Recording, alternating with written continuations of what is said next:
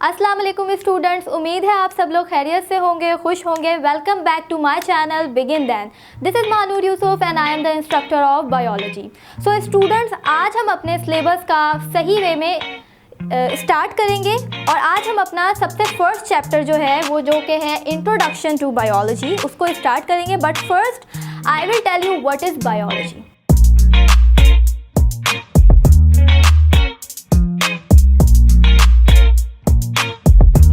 Biology क्या है? Basically biology का मीन्स होता है लाइफ और लॉजी मीन्स होता है स्टडी। सो ये लाइफ की स्टडी है। Biology is the study of life. Then biology को मेन ब्रांचेस में, 3 मेन ब्रांचेस में डिवाइड किया गया है। ठीक है, first one is zoology. Zoo means होता है एनिमल, ठीक है, और logy means as you all know that study. So the study of animals is called zoology. ठीक है, जितने भी जानवर पाए जाते हैं हमारे इस अर्थ पे, उस सब की स्टडी को हम किस में करते हैं? ज़ूलॉजी में करते हैं। Then botany. बॉटनी में क्या है? जितने भी प्लांट्स होते हैं हमारे समंदर के अंदर प्लांट्स होते हैं या फिर हमारे अर्थ पे जितने भी प्लांट्स होते हैं उन सब की स्टडी क्या कहलाती है? बॉटनी कहलाती है। So the study of plant, study of plant is called botany. बात करते हैं माइक्रोबायोलॉजी की। माइक्रोबायोलॉजी क्या है? Basically there are 2 words, macro and micro. Macro क्या होता है? मैक्रो जो होती हैं वो लार्जेस्ट थिंग्स होती हैं, वो चीज़ें, वो लिविंग ऑर्गेनिजम्स जो कि हमें अपनी नॉर्मल आई से नज़र आती हैं और उन्हें हम अपनी नॉर्मल आई से देख के स्टडी कर सकते हैं। बट माइक्रो क्या होता है? Micro means smallest things, smallest things. Okay, ऐसी चीज़ें, ऐसे लिविंग ऑर्गेनिज्म जिनको स्टडी करने के लिए हमें माइक्रोस्कोप की ज़रूरत पड़े तो वो कहलाता है microbiology. So the study of smallest things is called microbiology. Then anatomy. अब ये एनाटॉमी क्या होता है? एना मीन्स होता है basically up and Tommy means cut. ऐसे ऑर्गन्स हमारे, ऐसी चीज़ें जिन्हें हम डाइसेक्ट करके, उनको कट करके स्टडी करते हैं। मतलब किसी भी चीज़ को जब हम डाइसेक्ट करेंगे और इसके इंटरनली स्टडी करेंगे तो वो कहलाएगी? वो कहलाएगी एनाटॉमी। देन मॉर्फोलॉजी पर आते हैं। मॉर्फोलॉजी क्या है? मॉर्फोलॉजी बेसिकली मॉर्फ मीन्स होता है साइज और स्ट्रक्चर। मॉर्फोलॉजी की ब्रांच में हम साइज़ और स्ट्रक्चर, किसी भी चीज़ के साइज़ और स्ट्रक्चर के बारे में स्टडी करते हैं। Then morphology is also divided into 2 types, which is internal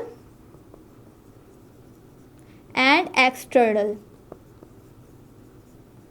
morphology.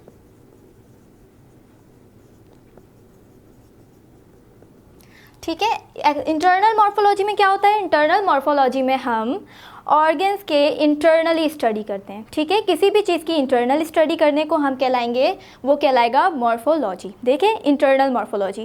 Then external morphology, अगर किसी चीज़ की हम एक्सटर्नली स्टडी करेंगे तो वो कहलाएगा एक्सटर्नल मॉर्फोलॉजी। देन टैक्सोनॉमी पर आते हैं। टैक्सोनॉमी हम क्या करते हैं? टैक्सोनॉमी में हम बेसिकली नेमिंग करते हैं।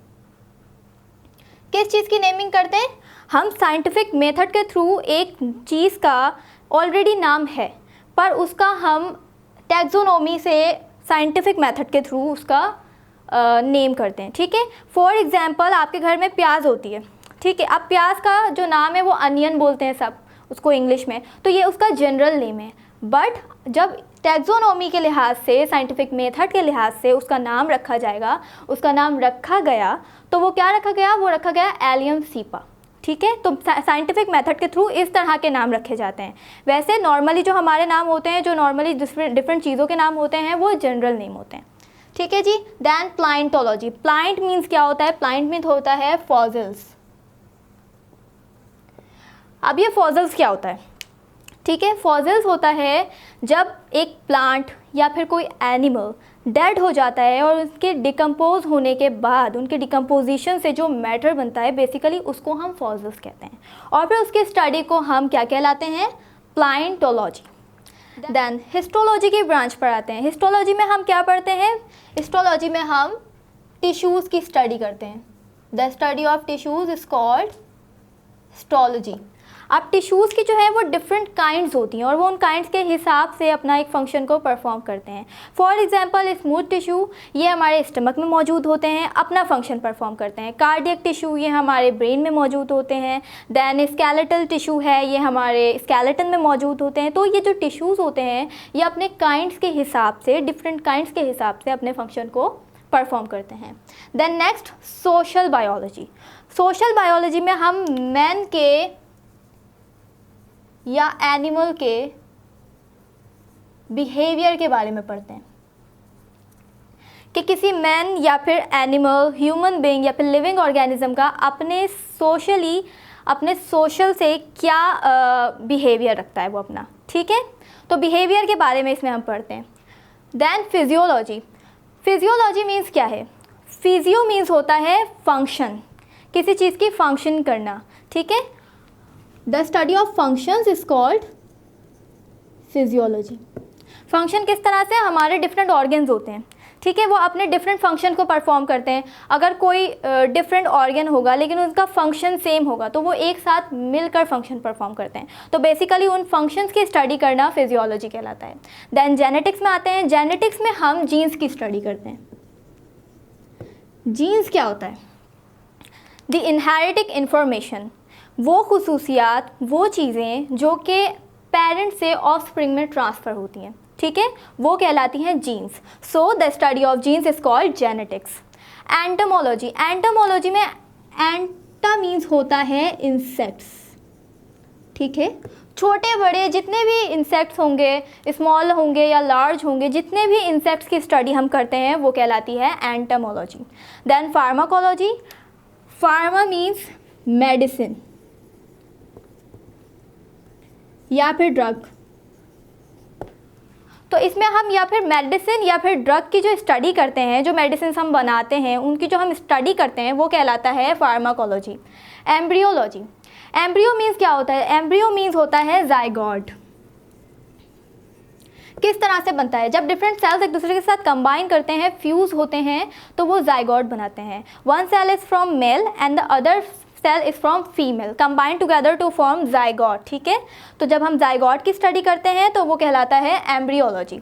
Environmental biology. इन्वायरमेंटल बायोलॉजी में भी हम मैन की इन्वायरमेंट को चेक करते हैं।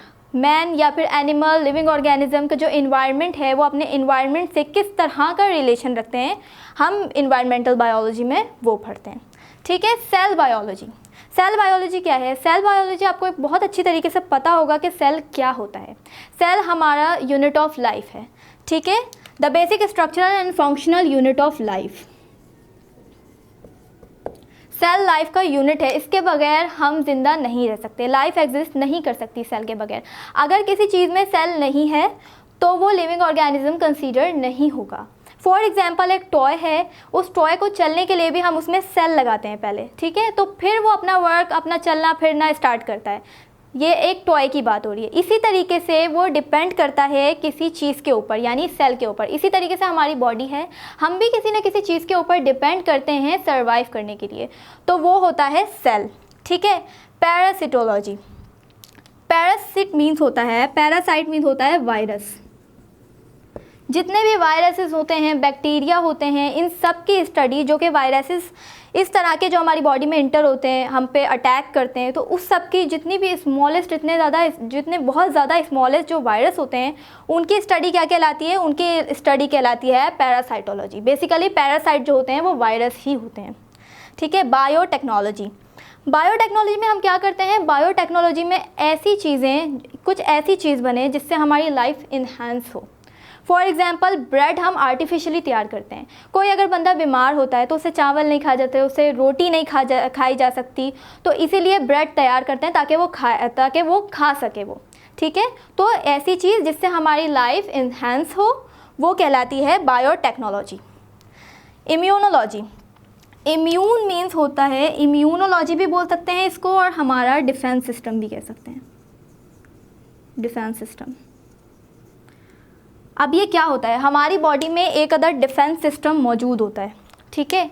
जब हमारे डिफरेंट पैथोजेंस, वायरसेस, बैक्टीरिया हमारे अंदर हमारी बॉडी में अटैक करते हैं तो वो फ़ौरन से हमारी बॉडी में एक्टिवेट हो जाते हैं उनसे फाइट करने के लिए, ठीक है। तो जो डिफरेंट वायरसेस और बैक्टीरिया से डिफेंस सिस्टम हमारा फाइट करता है हमें डिफरेंट तरीके से प्रोटेक्ट करने के लिए और वायरसेस से डिजीज़ कॉज होने से बचाने से, ठीक है जी। तो ये था इम्यूनोलॉजी, इसको हम डिफेंस सिस्टम भी कहते हैं। ये हमारा डिफेंस सिस्टम किस पे बेस करता है, ये हमारा defence system white blood cell पर डिपेंड करता है, ठीक है जी। तो ये थी हमारी आज का टॉपिक नंबर 1 जो कि था ब्रांचेस ऑफ बायोलॉजी, जो कि मैंने आपको बहुत ही ब्रीफली समझाया है। आई होप कि आप लोगों को मेरी ये बातें बहुत अच्छी तरीके से समझ आई होंगी। अगर इसमें किसी भी किस्म का कन्फ्यूजन है तो आप कमेंट सेक्शन में हमें कमेंट करके बता सकते हैं। अपना बहुत बहुत ख्याल रखिएगा स्टूडेंट्स, मिलते हैं अपने नेक्स्ट लेक्चर में। अल्लाह हाफिज़।